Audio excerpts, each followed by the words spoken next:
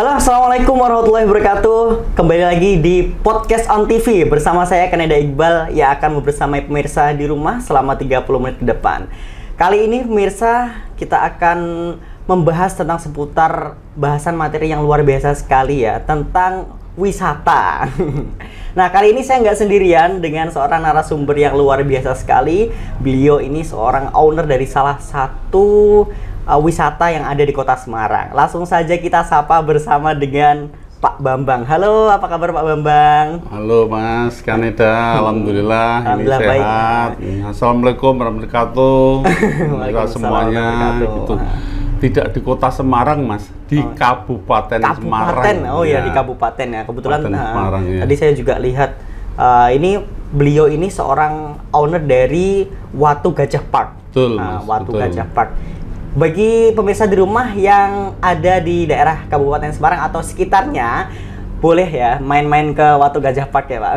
Boleh, kita malah banyak pantura itu juga banyak Mas. Dari arah Pemalang sana itu Mas sering juga ke Sering tempat banyak kita. ya pengunjung ya Pak. Kalau kita hari ini akan membicarakan tentang daya tarik dari Watu Gajah Park sendiri Pak. Itu kira-kira daerah lokasi pastinya itu di daerah mana Pak? Kita itu di sebelah PTP Ngobo, Mas. Jadi PT di sebelah kebun. Di tempat kita itu masih banyak sekali kebun dari PTP 9 Ngobo itu. Jadi kita penuh dengan hutan karet sekeliling kita. Lalu ada persawahan gitu. Jadi suasana kita cukup asri. Asri ya. Di samping kita memang sudah berusaha menanam berbagai macam tanaman keras ya untuk memperindang suasana di Watu Gajah Park. Kalau biasanya itu kan zaman-zaman anak-anak milenial sekarang ini kalau main kan biasanya ke perkotaan ya Pak. Kalau ini ada wisata yang mana bisa merujuk buat anak-anak muda sekarang ini buat main ke daerah pedesaan ya Pak itu ya? Iya. Daerah pedesaan ya. Ada di sampingnya tadi dijelaskan oleh Pak Bambang sendiri ada hutan karet, di samping Sawah. Ini cocok banget buat keluarga di rumah ya, apalagi yang suka jalan-jalan bareng keluarga ya Pak ya. Nah Pak Bambang sendiri, bagaimana Pak awal ceritanya dulu bisa terbentuk atau adanya Watu Gajah Park sendiri? Jadi kita Watu Gajah Park itu dulu kita kan kontraktor. Oh, kontraktor. Jadi kita menempatkan mesin AMP di situ, kemudian ada pitching plan, kemudian ada stone crusher, mesin paving di situ. Lalu karena proyek itu berpindah-pindah, sehingga alat ini kita pindah menyesuaikan dengan proyek. Nah, karena alatnya pindah kan di situ jadi tidak ditempati lagi. Kebetulan tanah itu kita udah beli ada 30 tahun yang lalu, Mas. 30 tahun Ya. yang lalu. Kemudian tahun 2018 itu kita kepingin mengerjakan perumahan sederhana gitu loh. Tapi karena ya pengusaha mikirnya bingung, pengusaha kecil juga bingungan, groginan. Jadi kita udah urus izinnya, keluar izin dari perumahan itu, kita tidak jadi membangun karena kita pikir laku nggak ya kira-kira gitu. Daerah pedesaan juga ya Pak. Makanya. Terus kemudian kita berpikir waktu itu memang baru boom tempat wisata. Nah, kita terus ganti perizinan kita kita ganti ngurus jadi tempat daerah tujuan wisata itu izinnya itu. Jadi keunggulan kita itu kita ada kolam untuk anak-anak, kolam keceh, kolam waterboom, di mana kita itu harga tiket masuk sudah termasuk permainan-permainan seperti itu. Ada trampolin. Sekali masuk ya, satu tiket itu untuk seluruh wahana. Sudah wahana gitu. Itu berarti kalau tadi kan ada wahana untuk khusus anak-anak ya Pak. Iya. Kalau sekarang ini coba untuk anak-anak milenial ini Pak, biar nggak terkesan untuk main ke kota terus biar bisa main ke daerah desa gitu, ada nggak untuk wahana-wahana untuk anak-anak remaja seperti itu Pak? Jadi kita banyak spot foto. Spot foto. Spot foto kita banyak. Lalu kan kita ini yang digemari juga di sana adalah kita itu edukasi. Jadi di samping edukasi kita murah, itu kita punya bermacam-macam. Misalkan kayak bisa nanam sayuran, hidroponik. Lalu untuk ikan itu kita bisa melihat caranya memijah ikan lele, ikan nila, ikan koi, ada tawon juga, kelanceng, kelanceng, madu gitu ya. Iya. Terus bisa cacing sutra ada. Jadi bermacam-macam, ada jamur. Jadi tergantung anak-anak ini maunya wisata seperti apa. Nah, lalu setelah kita edukasi, kita sudah sediakan kolam renang untuk mereka bermain, ya kan, waterboom, itu kolam keceh, tergantung anaknya ini kira-kira usia berapa. Nah, sekarang kita baru menyelesaikan kolam wisata air. Kolam wisata air. Ya, insya Allah lah dalam 2 minggu ke depan sudah kita cor. Memang dulu kita rencanakan kolam wisata air adalah kolam prestasi. Artinya kita memang standar kolam itu adalah 25 kali 50. Jadi ini bisa digunakan untuk kejuaraan-kejuaraan ya. Tingkat nasional pun masuk, bahkan tingkat dunia pun itu memang ukurannya kita standar itu. Kebetulan saya dulu kan pernah juga jadi pengurus PRSI renang itu. Sekarang kan pada ketua yang sekarang juga saya pernah utarakan kan sangat disetujui kan gitu kan. Lah, cuman kita ya berpikir mungkin dalam setahun bisa ngadakan kejuaraan berapa kali kan gitu. Mungkin nanti takut kita kolam ini akan banyak kosongnya itu nggak dipakai. Sehingga akhirnya kita merencanakan ini akan kita rubah menjadi seperti wisata Ponggok di Klaten itu, Mas. Jadi nanti cuman bedanya kita dengan mereka nanti memang ukuran kita standar, lalu kita ini akan memakai medianya yang untuk berenang itu adalah ditemani ikan-ikan koi, Mas. Berenang sambil ditemani ikan koi. Ikan koi yang ukurannya kecil. Karena menurut pendapat saya, kalau ikan ini besar, mungkin baunya akan amis kan, otomatis ikan kan. Tapi kalau ini ikannya kecil, ya kita berharap insya Allah tidak terlalu bau amis gitu loh. Itu yang sedang kita kerjakan. Lalu yang kita sedang kerjakan juga adalah kita menyasar pada ibu-ibu. Nah, di tempat kita itu kan digemari anak-anak. Lalu ada ibu-ibu ini. Khusus untuk ibu-ibu. Nah, ibu-ibu ini kita akan sediakan wisata panci. Wisata panci. Iya, kalau kita lihat di Pandaan, Jawa Timur tuh ada namanya wisata panci. Nah, kebetulan kita kan memang grosir ya, Mas. Kita itu agen dari Mas Pion dan Mulia. Itu memang sehingga kita nanti pada barang sisa ekspor yang tidak dijual di pasar bebas, nanti ini akan kita jual di sana dengan tentunya dengan harga yang bersaing dan kita mungkin jamin lebih murah dari tempat lain misalnya gitu. Tadi Pak, kalau misalnya tadi kan ternyata di waktu Gajah Park ini tadi ada wahana edukasi bagi anak-anak milenial ya. Sebelum adanya kolam renang itu ada area berkebun ya Pak ya? Ada area berkebun, terus setelah anak-anak sudah puas untuk belajar edukasi di situ, habis itu dibawa ke kolam kecehnya itu ya. Kita juga ada ini Mas, kayak kupu-kupu. Kupu-kupu ini kita jadi dari telur, kemudian jadi ulat, kepompong sampai jadi kupu-kupu. Ini juga kita bisa untuk edukasi. Nah, kita berharap insya Allah mungkin dalam 1 bulan, 1,5 bulan kemudian, karena ini sedang kita bangun untuk laboratoriumnya, lalu memperbesar sangkarnya. Kita berharap bahwa nantinya ini kita akan jadi tempat yang menarik, di mana ada ribuan kupu-kupu yang kita lepaskan gitu aja. Jadi karena apa? Karena kita sudah berhasil mengembangbiakan dari telurnya, Mas. Kalau dulu kan kita masih mencari-cari ulat, mencari yang kepompong kita masukkan. Otomatis kan tidak bisa banyak. Nah, tapi sekarang ini kita sudah berhasil mulai dari telur. Mulai dari telur. Iya. Sehingga dengan demikian kita nanti akan lepaskan mereka ke alam bebas gitu. Kemudian kita juga berbagai macam tumbuh-tumbuhan, bunga-bungaan yang disukai kupu apa, ini kan banyak jenisnya juga. Yang indah-indah lah yang kita tanam di sana. Kalau dari asal mulanya dulu Pak, Watu Gajah Park sendiri itu bagaimana namanya kok bisa jadi Watu Gajah Park, atau ada filosofinya tersendiri situ? Jadi kan gini, kebetulan nama dusunnya itu ada, memang itu Watu Gajah gitu, dusun Watu Gajah. Memang di sana itu ada batu yang besar, nah gitu.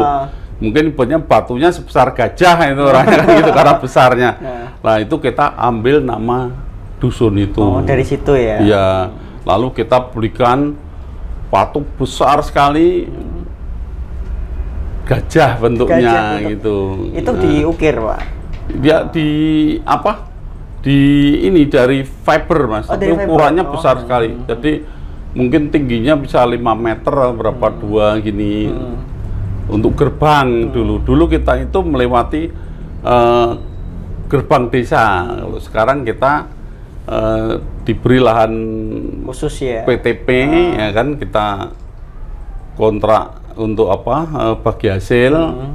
Nah, di situ kita ada lahan parkir 1 hektar khusus untuk parkir, sehingga bisa menampung ya ratusan kendaraan ya Pak. Ya.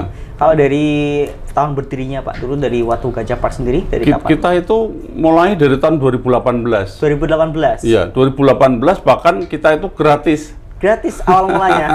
Kita kasihkan aja gratis.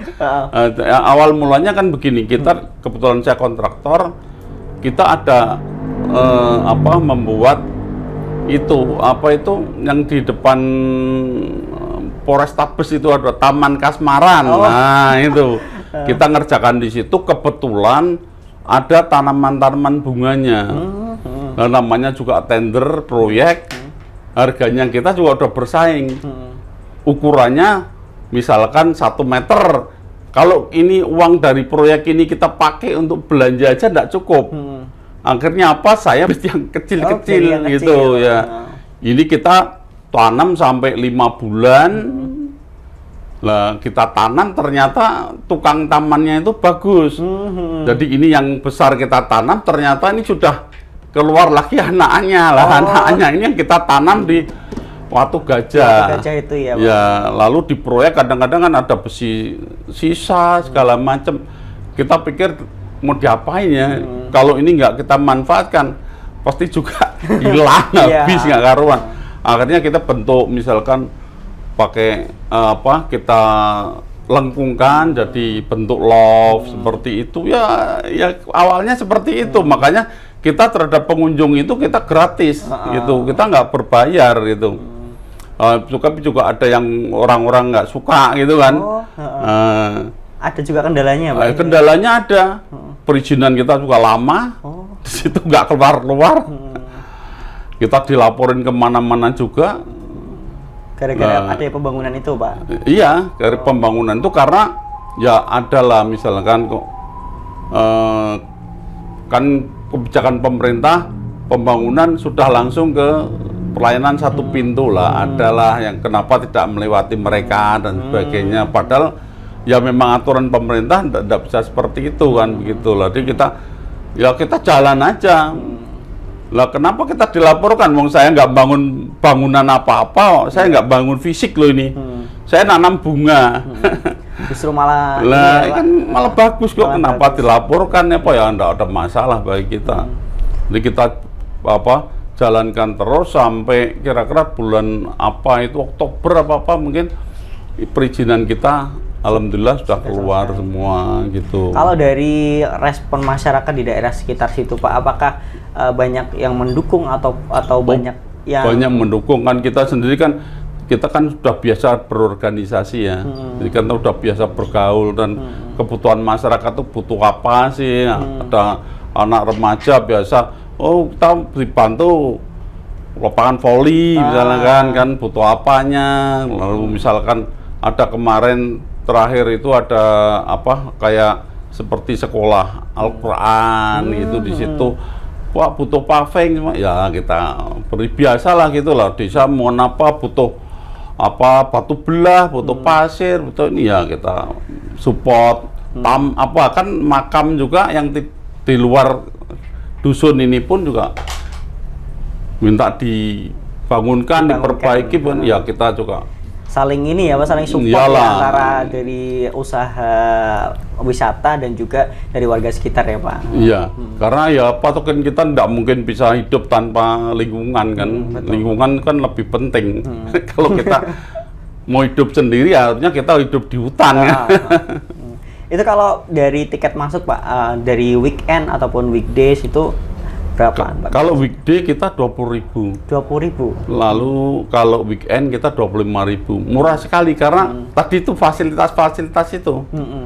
Bahkan ini sedang kita perbaiki fasilitas kita untuk Mario Bros. Besar sekali kita. Itu ada mungkin 10 meter tingginya, besar. Itu nanti juga kita gratiskan.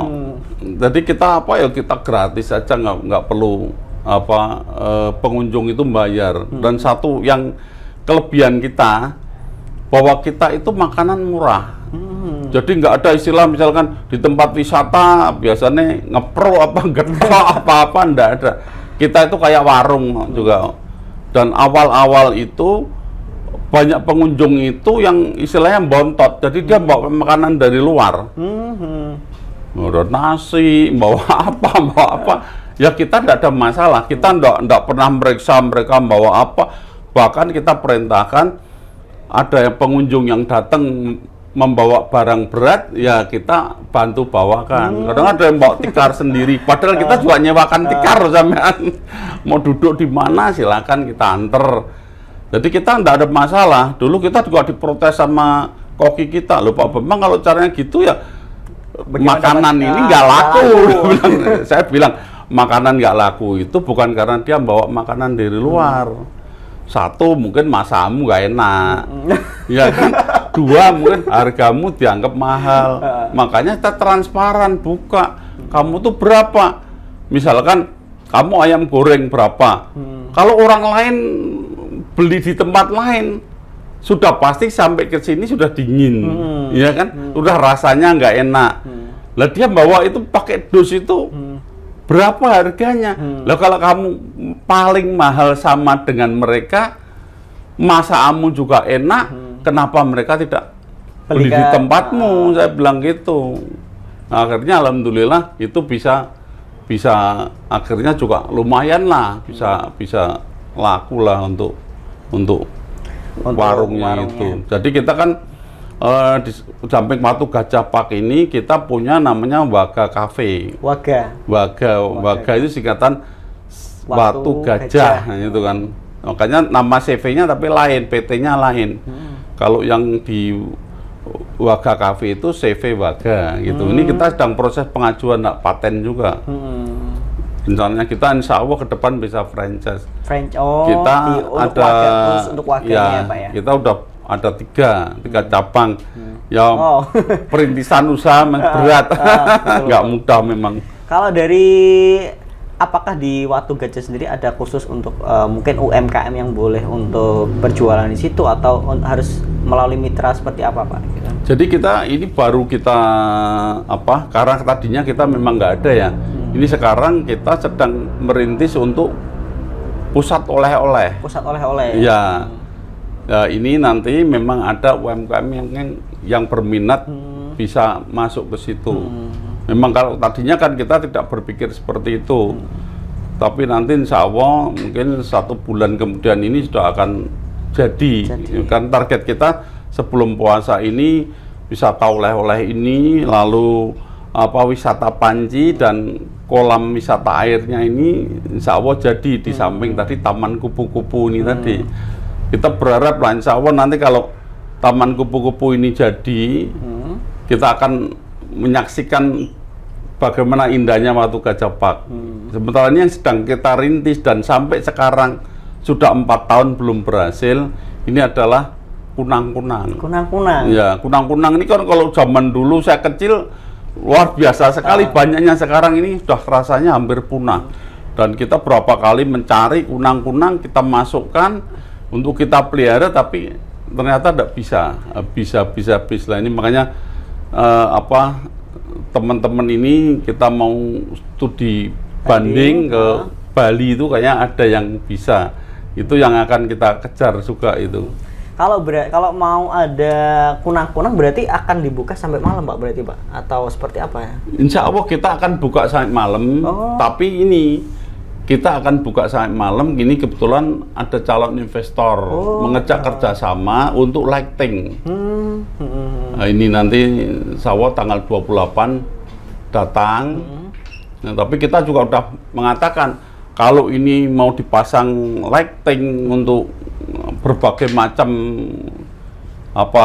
hiburan malam, misalkan bentuk bunga atau bentuk binatang-binatang atau apa, mungkin masjid, mungkin apa. Saya udah pesan bahwa kita kalau cuma tanggung-tanggung percuma. Karena apa? Karena lokasi kita 4 kilo dari jalan raya.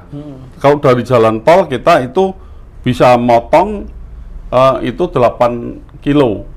Tapi kalau kita dari arah Semarang ke Salatiga, nanti ketemu sebelum Pasar Karangjati, kita belok ke kiri, nanti melewatin jembatan jalan tol itu, kita itu 4 km. Nah, berarti kan lokasi kita ini tidak di pinggir jalan. Nah, karena tidak di pinggir jalan, kita harus terbagus, mestinya kan begitu. Kalau enggak ya enggak ada daya tariknya. Itu. Ya, Pak. Kemudian ini yang sedang kita rintis lagi adalah tempat makan di sawah. Itu. Nanti lagi viral Pak sekarang ini. Nah, tapi enggak mesti juga. Karena biasanya viral sebentar terus hilang. Itulah menandakan sulitnya jadi pengusaha gitu. Kadang juga harus punya inovasi-inovasi baru ya Pak ya. Selalu, kalau enggak pasti kita akan ditinggalkan. Kalau dari event Pak, di Watu Gajah Park sendiri pernah mengadakan sebuah event tahunan ataupun ada event khusus biasanya di Watu Gajah Park sendiri? Lah ini kemarin kita itu kebetulan kan saya ketua macam-macam ya, saya ketua Pengprov Perbasi, misalkan kita ngadakan kejuaraan bola basket. Itu Ekskaden Semarang sama apa itu kayak gerobokan segala macam itu SMP. Gitu, SMP, SMK, SMA gitu. Terus kita pernah ngadakan kejuaraan Tamiya, juga pernah menggandeng komunitas. Kita ngerjakan kemarin terakhir kejuaraan voli, bola voli. Cuman karena ini kita tuh banyak nganggur tempat gedungnya, ini yang kita namakan gedung serbaguna. Jadi ini sedang kita, saya pesen rak-raknya sebenarnya seperti itu untuk wisata Panji, sehingga nantinya olahraga ini sudah kita alihkan fungsi gitu. Tapi di sana kita punya lapangan panahan gratis, gratis, dan alatnya bisa pinjem aja, tidak perlu bayar. Jadi anak panah itu busurnya itu gratis gitu, silakan. Yang penting dikembalikan, jangan dirusak gitu. Lalu juga ada kita skatepark. Skatepark apa itu? Ya, skatepark itu kita juga menyediakan sepatu rodanya, pelindungan kayak helm, pelindung lutut, pelindung itu bisa dipakai gitu aja. Tinggal mengisi formulir sewa dan bisa dipakai tanpa membayar, tidak perlu menyewa. Ada gitu. Wahana khusus untuk sepatu roda juga ya Pak berarti ya Pak? Ada. Wow. Ada wahana khusus untuk sepatu roda. Pokoknya kita juga punya kolam pancing. Dulu pernah kita juga adakan kejuaraan Piala Ketua MPW Pemuda Pancasila. Itu juga pernah kita adakan di situ gitu. Tapi karena tempat kita ini total ada lebih dari 5 hektar, banyak orang itu kalau udah jalan itu mau sampai ujung itu mereka udah males gitu. Mungkin terlalu jauh. Nah, itu yang sedang kita itu baru dekatkan bagaimana caranya pengunjung ini bisa menyebar, lalu bisa sampai di ujung tempat kita ini. Seperti kemarin itu pengunjung itu banyak konsentrasi di kolam, anak-anak itu banyak di situ karena yang digemari seperti itu. Jadi yang di atas ini malah kosong gitu. Ada unggas-unggas kan, kita kan pelihara macam-macam, dan kita alhamdulillah kita sudah bisa menernakkan itu kayak ayam-ayam unggas-unggas hias, kemudian kalkun kayak ada, kalkun, Pak? kalkun belum. Belum ada. Nanti kita susulkan. Kayak burung, merpati, kipas, segala macam itu, lobet, parkit, alhamdulillah kita sudah bisa mulai mengembangbiakkan. Lalu kelinci kita juga ada taman kelinci di situ. Kalau ini Pak, terakhir Pak, untuk pesan buat pemirsa di rumah, bagaimana untuk mencari tempat refreshing terbaik, atau mungkin dari Pak Bambang sendiri ingin memberikan pesan buat pemirsa di rumah? Ya, terhadap teman-teman semua pemirsa IMTV, datanglah ke Watu Gajah. Pelayanan kita insya Allah terbaik. Karena apa? Kita lebih senang dicaci maki daripada dipuji. Jadi begitu ada yang kritik, langsung kita perbaiki. Memang proses memperbaiki kan tidak mudah, tidak instan, tapi itu yang selalu kita lakukan untuk kepuasan daripada pengunjung Watu Gajah Park. Oke pemirsa, tadi sudah kita mendengarkan langsung dari ownernya langsung ya, dari Pak Bambang siapa ini Pak? Wurakil ya, Pak Bambang Wurakil sendiri ya, sudah memberikan penjelasan yang luar biasa sekali buat pemirsa di rumah.